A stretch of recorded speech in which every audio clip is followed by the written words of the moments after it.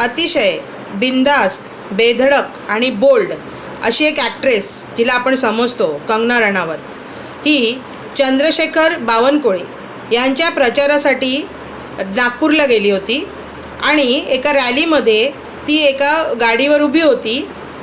Rally चालू होती तेव्हा चंद्रशेखर बावनकुळे हे तिच्या उजव्या बाजूला उभे होते आणि ते तिच्याशी बोलायला लागले. तर ही लगेच डावीकडे जी बाई उभी होती एक, तिला विचारायला लागली की हे कोण आहे जे माझ्याशी बोलत आहेत.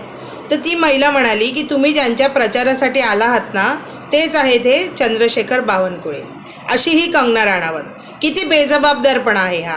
म्हणजे तुम्ही जिकडे प्रचाराला जात आहेत ते उमेदवार कोण उभे आहेत हेच हिला माहिती नाही आणि ही प्रचाराला गेली आहे.